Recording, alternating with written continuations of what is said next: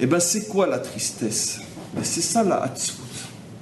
C'est quoi quelqu'un qui est triste? La tristesse, elle vient d'où, la tristesse? Simple, je demande simple. C'est quoi être triste? De ne pas avoir ou de perdre ce qu'on voudrait. Qu'est-ce qui nous rend triste? Simple, parce que même quelqu'un, un paysan peut comprendre. Qu'est-ce que tu avais quelque chose que tu aimais, on te l'a pris, ou tu voudrais quelque chose qui te ferait du bien, on ne te le donne pas. Il n'y a pas d'autre occasion de tristesse. Hein. On est triste quand on perd quelque chose qu'on aime, ou on est triste de ne pas recevoir quelque chose qu'on voudrait. Très bien. Et bien, quand quelqu'un est toujours dans l'ombre, eh ben, on lui enlève ou on ne lui donne pas l'essentiel de ce dont on a besoin. On a tous besoin de briller. On a tous besoin de sentir que quoi? Qu'on est apprécié, qu'on existe, qu'on brille, qu'on a une place, qu'on est reconnu, qu'on vient s'éclairer de notre lumière. On a besoin de ça. Pourquoi? Mais parce qu'on est tous porteurs d'une âme. Vous allez comprendre à quel point c'est profond. Et donc cette âme-là, elle a besoin de s'exprimer. Surtout que n'oublions pas comment nos maîtres appellent l'âme juive. Ils l'appellent Ner Hachem, ils l'appellent une bougie, une lumière. Et donc cette âme qui est en moi, elle a besoin de s'exprimer, elle a besoin de briller. Et si tu me mets dans l'ombre, tu me tues. J'irai plus loin. Plus j'ai une grande âme, et plus je vais être triste si je suis dans l'ombre. Pourquoi? Parce que automatiquement mon âme n'a pas son dû, parce qu'elle est lumière. Et moi j'ai une immense bougie en moi et tu ne me laisses pas la montrer. Alors donc, je suis très triste. Donc on a compris que finalement la tristesse, c'est tout simplement ce qu'on ressent lorsqu'on n'arrive pas à briller. Ça peut être sur le plan professionnel, ça peut être en tant que femme, en tant que mari, en tant que mère, en tant que père, en tant qu'associé, en tant qu'humain tout simplement. Toutes nos tristesses viennent du fait que maintenant vous allez comprendre qu'est-ce que c'est la joie. La joie, c'est pas uniquement Nahma, Meuman, c'est pas ça. La joie, c'est le sentiment profond d'être à sa place, de faire ce qu'on doit faire, de donner ce qu'on doit donner, de recevoir ce qu'on doit redonner, et que personne ne nous vole notre identité. Mais pour ça, il faut se battre. Il faut se battre pour ne pas être dans l'ombre, parce que ce monde est rempli de concurrents, ce monde est rempli d'obstacles, ce monde est surtout rempli de gens qui veulent briller sur notre compte à nous. Et donc, automatiquement, si tu veux briller, il faut te battre. C'est pour ça que le cours de la semaine dernière a commencé par l'histoire du combat. La vie, c'est un combat. Et il faut savoir que d'une manière tout à fait naturelle, pas par méchanceté, mais c'est la nature des choses que quand, par exemple, on vit à deux, il y en a un qui sans s'en rendre compte, ne laisse pas l'autre briller. Vous savez pourquoi? Parce que très souvent, c'est du genre, je préfère prendre mes devants. On a tellement peur d'être étouffé que des fois, on étouffe. Il y a une juste mesure à trouver dans une relation humaine et que chacun a tellement peur d'être écrasé que finalement, il se met à écraser.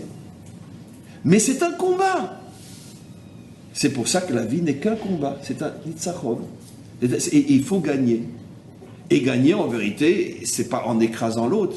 Gagner, c'est pas écraser. Très souvent, on croit que « Ah, maintenant, c'est moi qui vais briller maintenant, t'as plus ton mot à dire !» Non. Briller, c'est quoi? Que toi brilles. Mais moi aussi, je brille.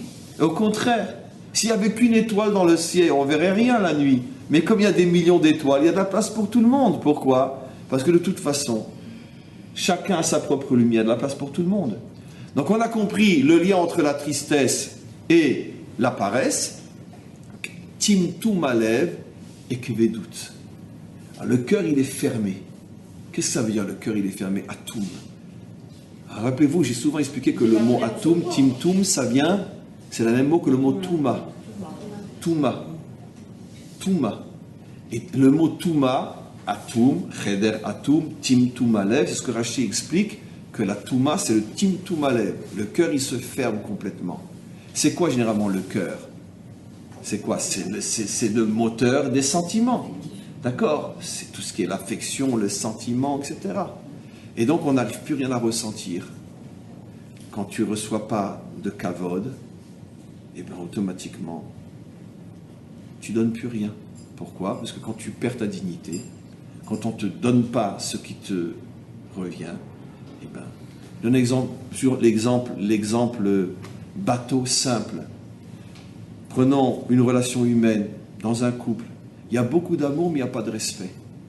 C'est très fréquent. surtout chez les jeunes couples qui n'ont pas l'expérience qui croient que l'amour suffit. On s'aime à la folie et pourtant on est en train de préparer le divorce. Pourquoi? Il n'y a pas de respect. C'est quoi le respect? Le respect, ça peut être... le manque de respect, ça peut être... Moi, j'ai déjà fait 10 fois ce coup-là. Ça peut être une phrase stupide du genre... la première fois, vous dites, mais elle a passé la journée à faire son premier couscous. Et c'est un couple qui s'aime à la folie. Mais mettent un amour hollywoodien, dans le vrai sens du terme. Elle fait son premier couscous. Mais lui, il va lui sortir... Bon, c'est encore loin d'être le couscous de ma mère, mais c'est pas mal pour un début. Ah ben oui, une vraie femme réagit, elle a fait comme ça. Mais moi, je ne peux pas imaginer que ça va la tuer. Pourquoi? Parce qu'on s'aime tellement. Mais elle, comme elle m'aime aussi énormément la première fois, elle arrive juste sans que je le voie sortir le couteau du cœur et regarder le sourire. Voilà. Mais elle garde le sourire. Mais le couteau, il s'est planté très profondément. Seulement, heureusement, il a touché une partie accessoire du cœur. Après, dès que le mari est parti, elle part vite chez le médecin pour se faire soigner, mais c'est pas grave. Très bien. Elle va essayer après le premier petit pois boulette de sa vie, la première matboucha de sa vie, d'accord? Et il va lui sortir, pour un début, le couscous était quand même meilleur. Donc il rappelle le couscous et il enterre la matboucha. C'est rien. Il lui a pas dit espèce d'ordure, il l'a pas insulté ni rien. Il lui a dit une phrase dont un homme ne peut même pas se rendre compte parce qu'il y a de l'amour réellement. Imaginez-vous que cette fois-ci, le couteau, elle n'a pas le temps de le sortir et elle n'arrive plus à faire comme ça et elle fait comme ça, elle dit « Je trouve quand même que tu exagères. » Enfin, ma chérie, je plaisantais, c'est pas grave, allez, on s'aime tellement. Très bien. 1 an après, ils sont chez monsieur le rabbin, à Rat-Mégoréchet. Pourquoi? Parce que ça ne peut pas fonctionner sans amour, sans kavod. S'il n'y a pas de kavod, il n'y aura plus d'amour. Là, nos maîtres disent, le respect est la matrice de l'amour. Ce que 99% des humains ne savent pas. Ils croient que ce sont des forces parallèles et que l'une, si elle est très forte, peut compenser l'autre, etc. Non. C'est-à-dire que comme une femme qui fait un enfant, le respect est la matrice de l'amour. Tu ne respectes pas, tu n'auras pas d'amour.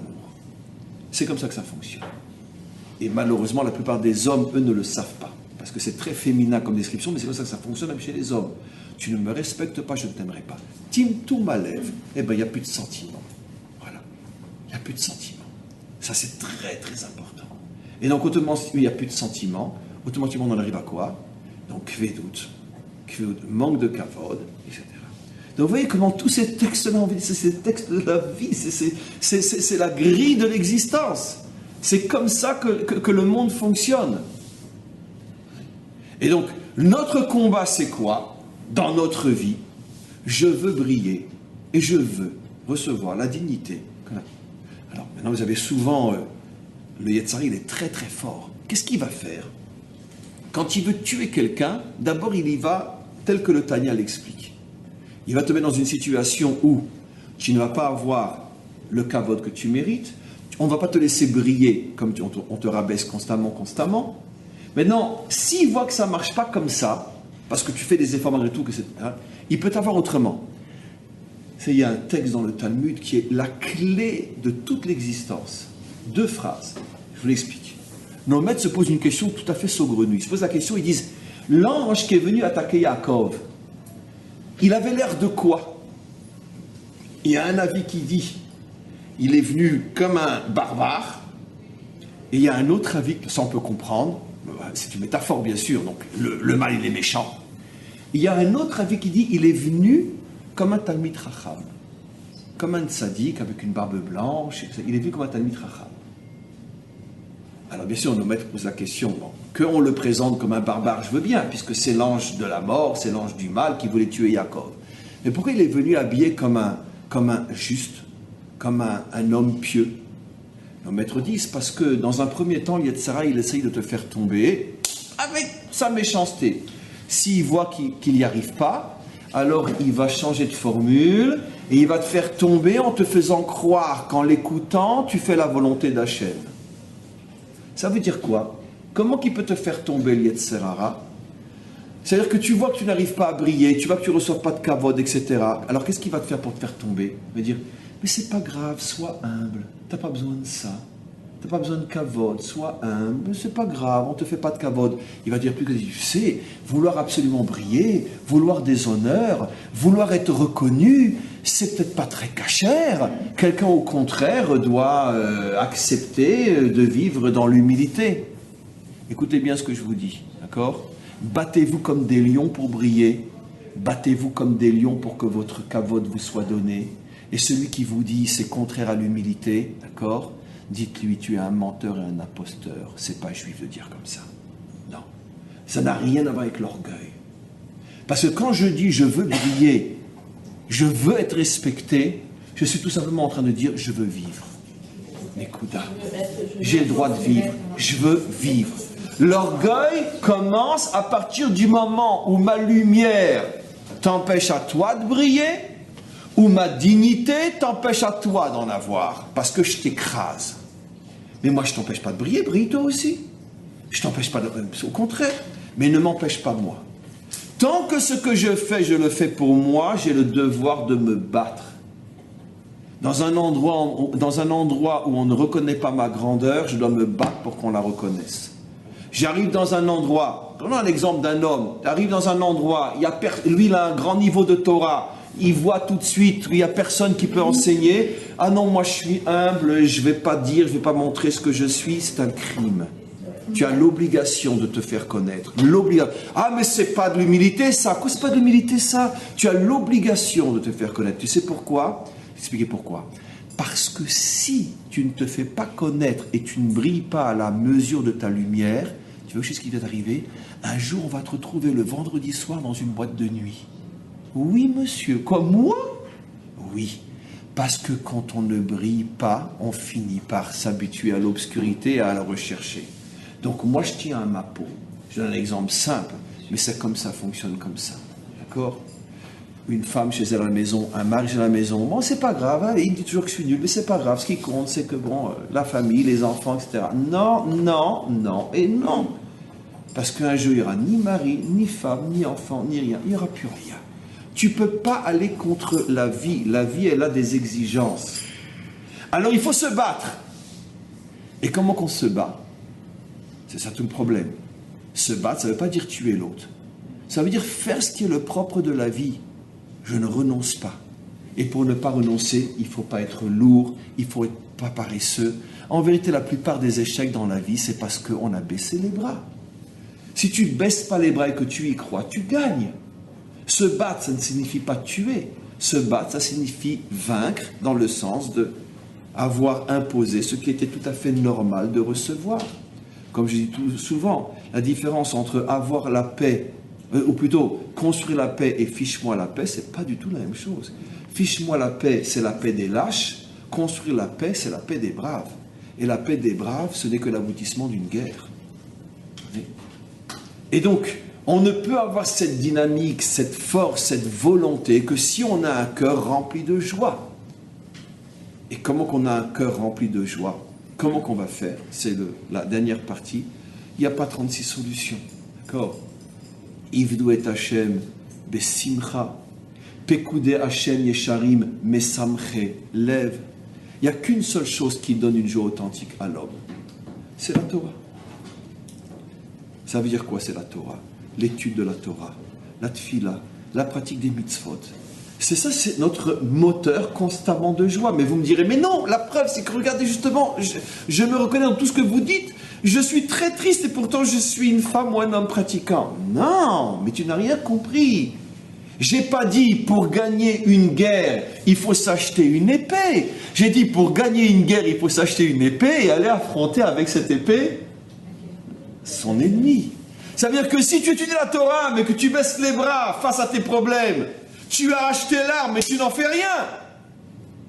Non, tu vas avec ton arme affronter la vie. Mais sauf la victoire, elle n'est pas au moment où tu étudies, ni au moment où tu pries, ni au moment où tu fais une mitzvah. La victoire est au moment où, chargé de cette lumière en toi, tu affrontes la difficulté, tu la regardes dans les yeux, tu dis « Taï, ça suffit, il faut que ça change. » Mais sauf, en dernier recours, c'est toujours le combat. C'est la phrase qu'on avait qu'on avait regardé le tout début de ce chapitre-là et on va arrêter. Ubaram kegondat, sarir leodé, je dois te faire savoir une fois pour toutes, klal gadol, il y a un principe fondamental dans l'existence, qui kemosh nitzchon enatzar davar gashmi, que la lutte contre le mal est sur le modèle de la lutte contre un ennemi. La vie est une lutte.